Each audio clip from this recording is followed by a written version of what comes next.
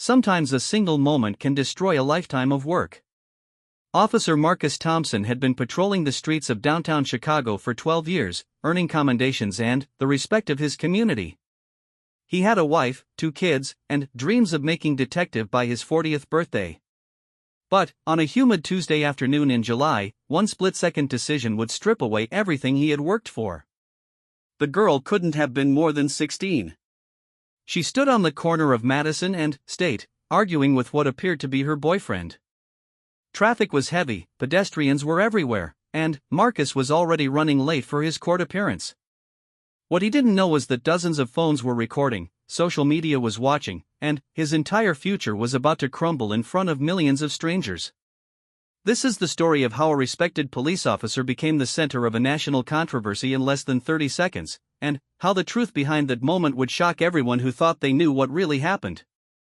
Officer Marcus Thompson wiped the sweat from his forehead as he stepped out of his patrol car. Chicago summers were brutal, and the uniform didn't help.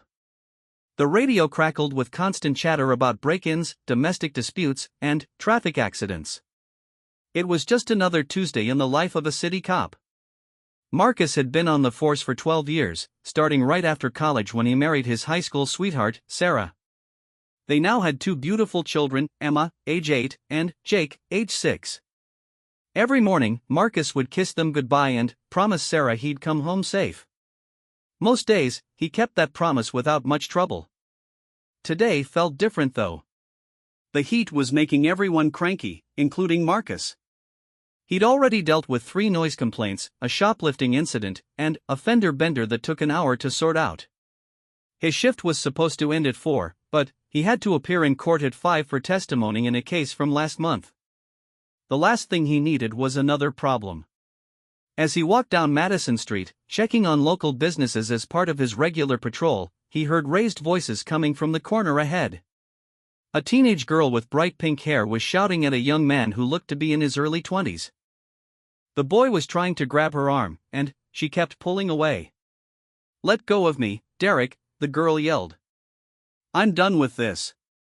"Come on, Tiffany, just listen to me for once," Derek pleaded, reaching for her again. Marcus approached slowly. Domestic disputes involving young people could go either way. Sometimes they just needed someone to calm them down, other times things escalated quickly. He'd learned to read the signs over the years. "Excuse me," Marcus called out as he got closer. "Is everything okay here?" The girl, Tiffany, turned toward him. Her eyes were red from crying, and Marcus could see a small bruise on her left wrist where Derek had been grabbing her. That changed things immediately. "Officer, this guy won't leave me alone," Tiffany said, her voice shaking. "I've told him we're done, but he keeps following me around." Derek stepped forward, his face flushed with anger. "She's my girlfriend, man. We're just having an argument. This isn't any of your business." Marcus had seen this scenario dozens of times before. Young relationships that turned controlling, sometimes violent. The bruise on Tiffany's wrist told him everything he needed to know. "Actually, son, when I see evidence of physical harm, it becomes my business," Marcus said calmly. "Why don't you take a step back and let the young lady go on her way?" Derek's expression darkened. "You can't tell me what to do. She's lying about everything. Tiffany, tell him you're lying." That's when things went sideways. Derek lunged forward, not toward Marcus, but toward Tiffany. He grabbed her by both shoulders and started shaking her. "Tell him the truth." Marcus reacted on instinct. 12 years of training kicked in.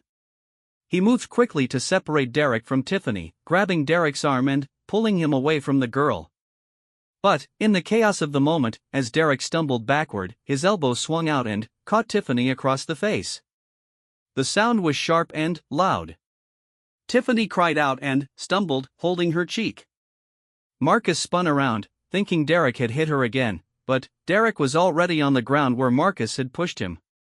What Marcus didn't see, what he couldn't have known in that split second of confusion, was that his own hand had come up instinctively as he turned.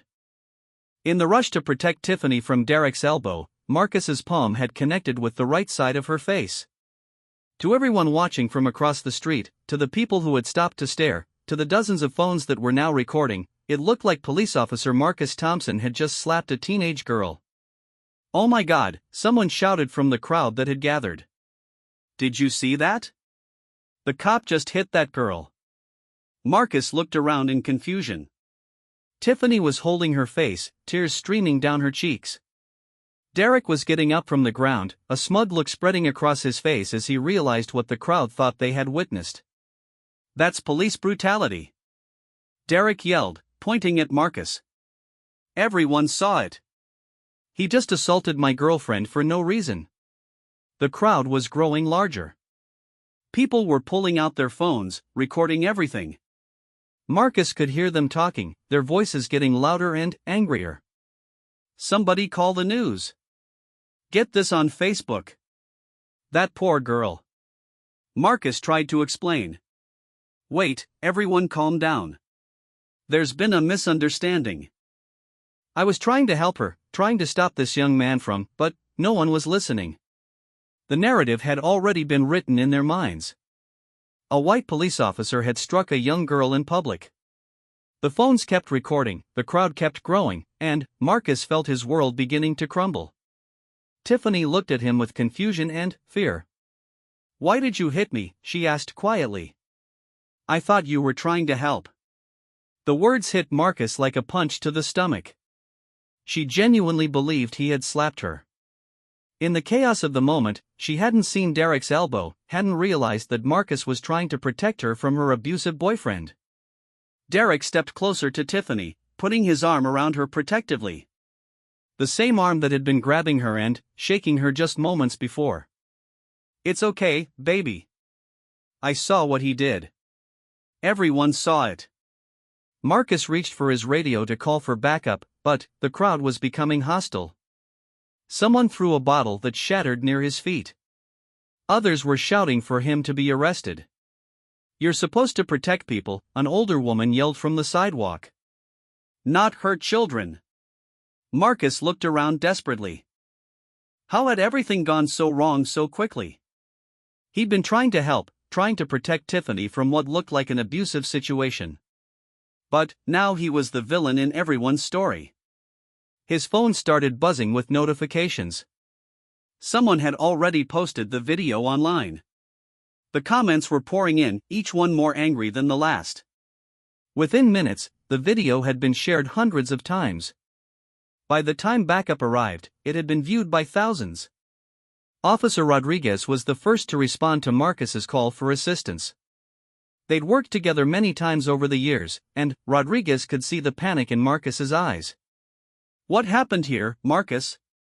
Rodriguez asked quietly as other officers worked to disperse the crowd. "I don't even know anymore," Marcus replied, watching as Tiffany gave her statement to another officer. Derek stayed close to her, whispering in her ear, probably reinforcing his version of events. The video was already trending on social media. #policeabuse, #justice for Tiffany, #badcop. Marcus's name hadn't been released yet, but it was only a matter of time. The news vans were already pulling up to the scene. As Marcus sat in his patrol car, filling out the incident report, he thought about Sarah and the kids at home. Emma had a soccer game on Saturday. Jake was learning to ride his bike without training wheels. They had plans for a family vacation next month. All of that felt very far away now. The internal affairs investigation would start immediately. Marcus would be placed on administrative leave pending the outcome. The union would provide a lawyer, but he'd seen how these cases usually went. Even when officers were cleared of wrongdoing, their reputations never fully recovered. The worst part was the look in Tiffany's eyes. The confusion and hurt. She really believed he had hit her, and Marcus was starting to wonder if maybe, in that chaotic moment, he actually had. Not intentionally, but accidents could feel just as real as deliberate actions to the person on the receiving end. Derek had disappeared into the crowd by the time the other officers arrived. No one seemed particularly interested in finding him or asking about the bruise on Tiffany's wrist. The story was already written: bad cop hits innocent girl. Everything else was just details. As Marcus drove back to the station, he passed a group of protesters who had already gathered outside. They held signs demanding justice and accountability. His picture, taken from the scene, was already printed on some of them. Someone had worked very fast to organize all of this. The desk sergeant looked up as Marcus walked in. "Rough day, Thompson?" "You could say that." Marcus headed toward the captain's office. He knew what was coming. Administrative leave, investigation, possible charges. His career was hanging by a thread, and all because he tried to help a girl who was being hurt by her boyfriend. The irony wasn't lost on him. Derek would probably go home tonight and continue to abuse Tiffany, while Marcus would go home and try to explain to his children why Daddy was suddenly on all the news channels for all the wrong reasons. Captain Morrison was waiting for him with a grim expression. Internal affairs officers sat in the corner, their notebooks already open. Marcus's union representative was there too, looking like he'd rather be anywhere else. "Have a seat, Marcus," the captain said quietly. "We need to talk." The meeting with Internal Affairs lasted 3 hours. Marcus told his story 5 different ways to 5 different people, each time sounding less convincing even to himself. The more he explained what happened, the more complicated it became. The simple truth that he was trying to help seemed impossible for anyone to believe. Detective Angela Foster from Internal Affairs had been doing this job for 8 years. She'd heard every excuse, every justification, every denial. What made Marcus's case different was that he genuinely seemed confused about what had happened. "Officer Thompson," she said, reviewing her notes, "let me make sure I understand. You're saying that in the process of restraining Derek Martinez, your hand accidentally made contact with Miss Anderson's face?" "That's what I think happened," Marcus replied. "Everything happened so fast. Derek was grabbing Tiffany, shaking her. I moved to stop him, and, somehow, he trailed off, running his hands through his hair. I keep replaying it in my mind, and I honestly don't know anymore." Foster had watched the video 17 times. From 3 different angles, posted by 3 different witnesses. Each video showed the same thing: Officer Marcus Thompson appearing to slap 16-year-old Tiffany Anderson across the face. What the videos didn't show clearly was everything that led up to that moment. "The problem, Marcus," his union representative, Bill Carver, said quietly, "is that your uncertainty isn't helping your case. Either you hit her or you didn't." But that was exactly the problem. In that chaotic moment, with Derek's elbow flying and Marcus turning to protect Tiffany, the truth had become murky. Marcus was no longer sure what his hand had touched or when. By the time Marcus got home that evening, the story was on every local news channel. Sarah had sent the kids to her mother's house after the 3rd news van parked outside their home. "They're calling you a child abuser," Sarah said quietly as Marcus walked through the door. She was sitting at the kitchen table with her laptop open, scrolling through the comments on social media. "People are posting our address online. They want you arrested." Marcus sat down beside his wife of 14 years. They'd met in college, dated for 3 years, and built what he thought was a solid life together. Sarah had always supported his decision to become a police officer, even through the long hours and constant worry. "Do you believe me?" Marcus asked, not sure he wanted to hear the answer. Sarah closed the laptop and looked at him. Really looked at him. "I believe you didn't mean to hurt that girl. But, Marcus, I've watched the video. It looks bad. Really bad." That night, Marcus couldn't sleep. He kept thinking about Tiffany's face, the confusion in her eyes. He thought about Derek, who had disappeared before giving a statement to police. Most of all, he thought about his own hands, trying to remember exactly where they had been in that crucial moment. The next morning brought more protesters. They gathered outside the police station and the Thompson family home. The chants were getting louder and angrier. "Justice for Tiffany. Arrest Marcus Thompson. No more police violence." Marcus watched from his bedroom window as reporters interviewed neighbors. Mrs. Peterson from next door, who had always been friendly, told the cameras that she was shocked and disappointed to learn what kind of man had been living next to her family. "I never suspected," she said, shaking her head sadly. "He seemed like such a good father. But I guess you never really know people." The worst part was that Marcus was starting to doubt himself. Had he hit Tiffany? In that moment of chaos and adrenaline, had his training failed him? Had 12 years of dealing with difficult situations finally caught up to him in the worst possible way? Detective Foster called that afternoon with an update. They'd found Derek Martinez and brought him in for questioning. What he told them changed everything, but not in the way Marcus had hoped. "Derek confirmed that you struck Tiffany," Foster explained over the phone. "He said it was completely unprovoked. According to him, they were having a normal conversation when you approached and became aggressive." "That's not what happened," Marcus protested. "She had bruises on her wrist. He was shaking her, grabbing her. I was trying to protect her." "We photographed Miss Anderson extensively," Foster said. "There are no visible injuries consistent with being grabbed or shaken. The only mark on her is the red handprint on her face, which matches the size and shape of your hand." Marcus felt the ground shifting beneath him. "What about the bruise on her wrist?" "I saw it clearly. There was no bruise, Marcus. Not when we examined her 2 hours after the incident." That afternoon, Marcus drove to the scene of the incident. He stood on the corner of Madison and State, trying to piece together exactly what had happened.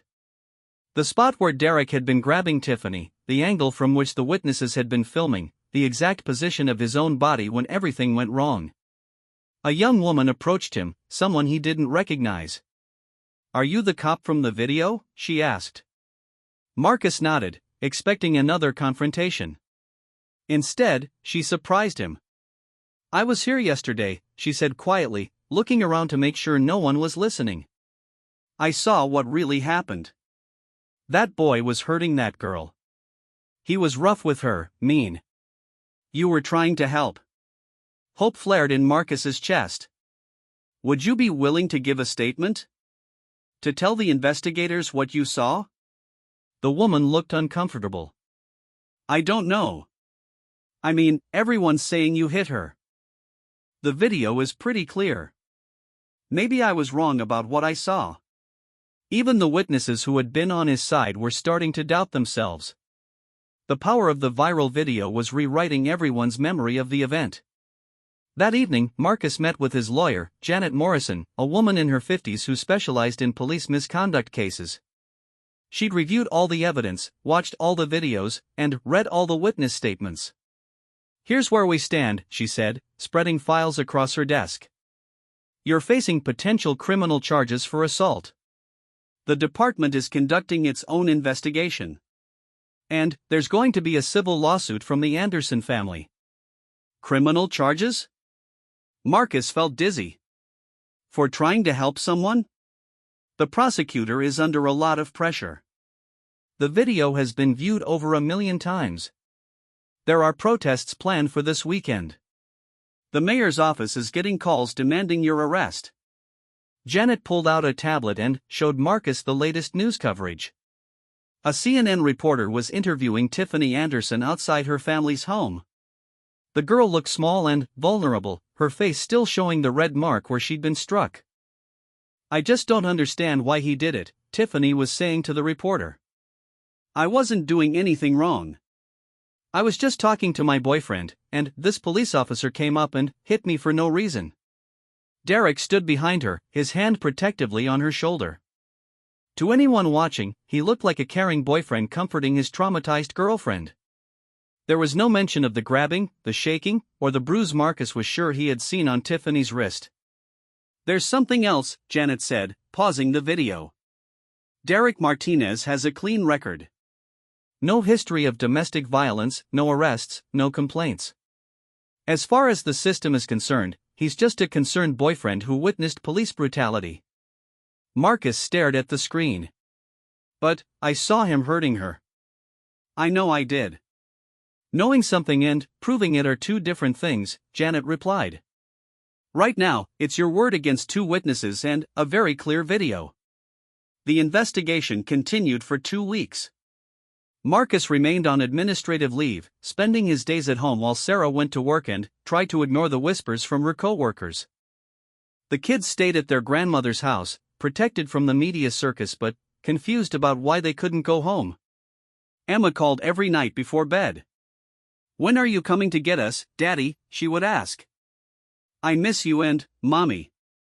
Marcus would make up excuses about work being busy, about needing to fix something at the house. He couldn't bring himself to tell his 8-year-old daughter that half the city thought her father was a child abuser. During the second week, something unexpected happened. A security camera from a nearby bank captured a different angle of the incident. Detective Foster called Marcus personally to tell him about it. "The footage is grainy, but it shows more of what happened before the contact," she said. "We can see Derek grabbing Miss Anderson, and we can see you attempting to intervene." Marcus felt a surge of hope. "Does it show that I didn't hit her intentionally?" "It's unclear. The video quality isn't good enough to determine exactly how the contact occurred. But it does support your version of events leading up to that moment." The bank video should have been good news, but it created new problems. Now there were two competing narratives: the clear cell phone video showing Marcus apparently slapping Tiffany, and the grainy security footage suggesting a more complex situation. The prosecutor, District Attorney Rebecca Walsh, found herself in an impossible position. She was up for re-election in 6 months, and the case had become a symbol of police accountability. If she didn't charge Marcus, she would be seen as soft on police misconduct. If she did charge him based on incomplete evidence, she could be ruining an innocent man's life. Meanwhile, the media attention was destroying everything Marcus had built. The police department received over 500 complaints demanding his termination. Protesters gathered outside his home every weekend. Someone spray-painted "child abuser" on his garage door. Sarah was laid off from her job at the marketing firm. Her boss explained that having her there was creating a distraction for other employees. The kids' school suggested they might be more comfortable finishing the year through homeschooling.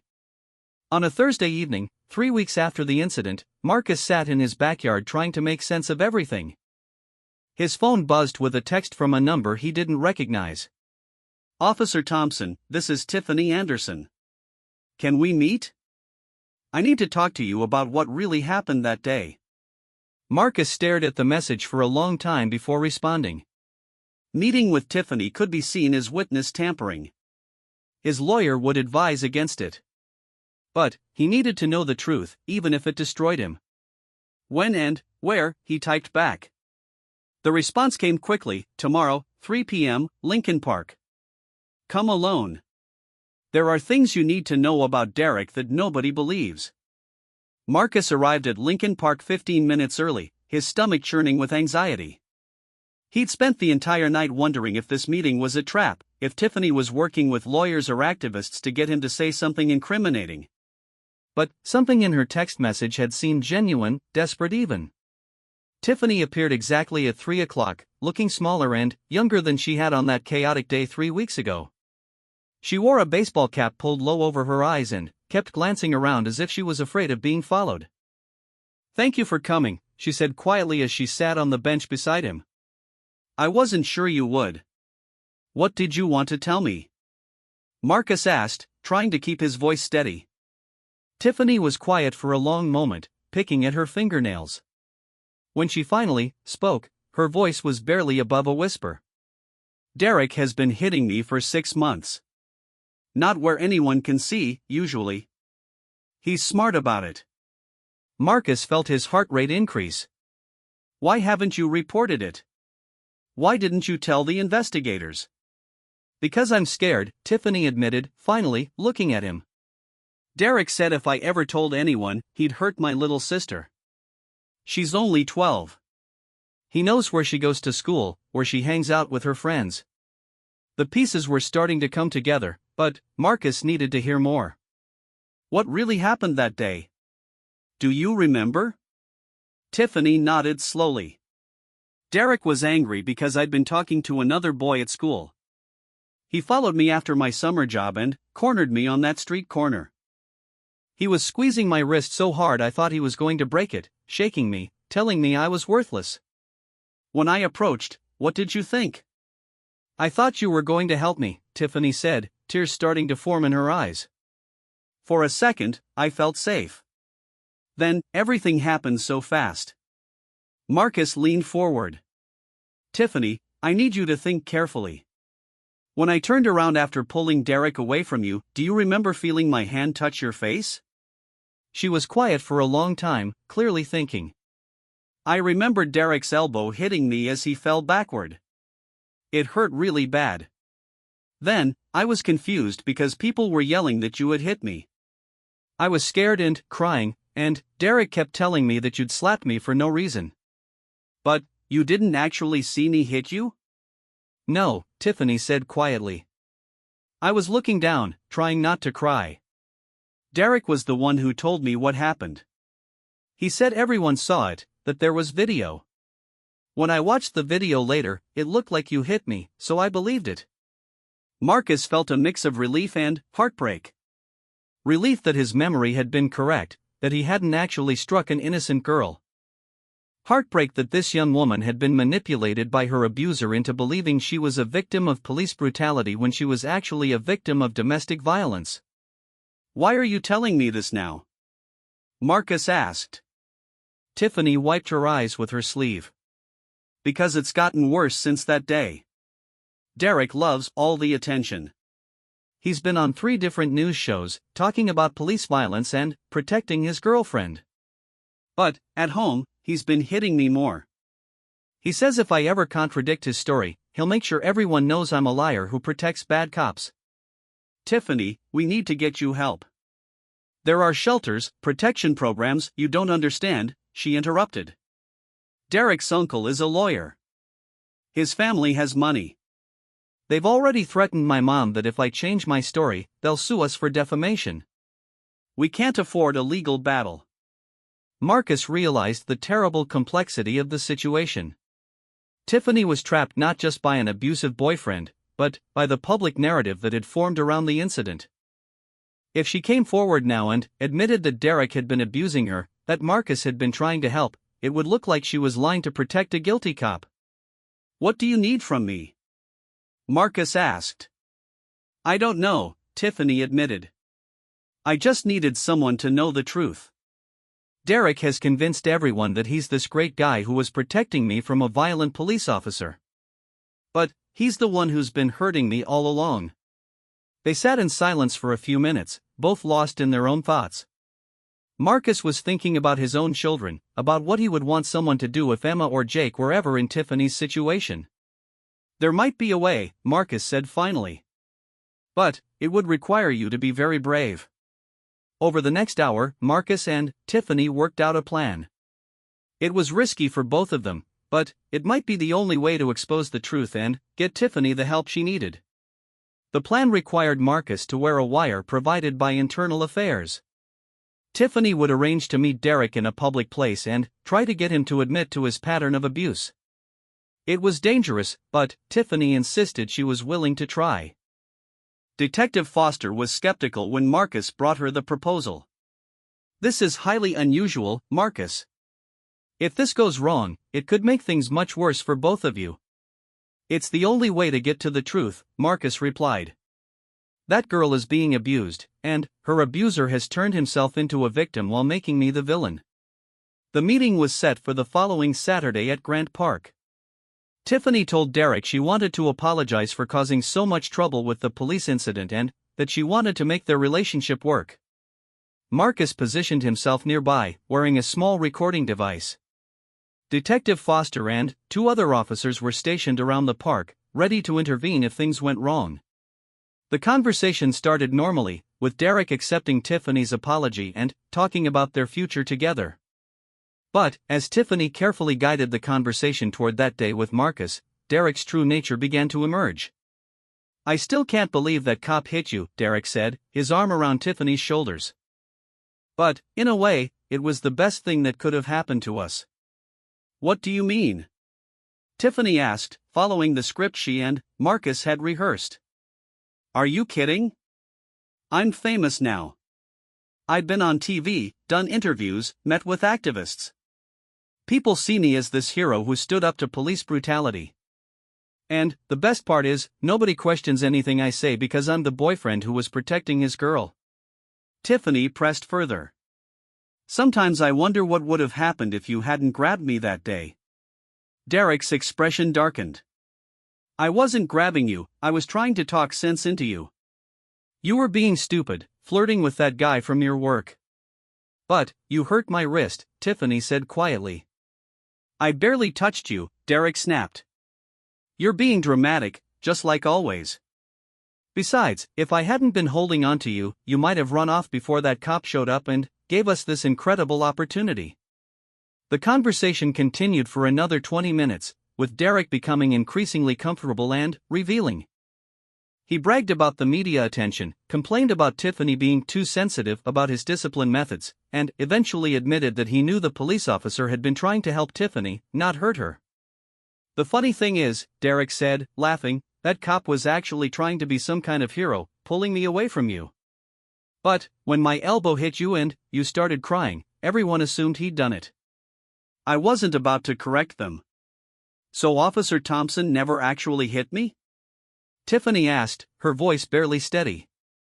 Of course not. He was too much of a Boy Scout for that.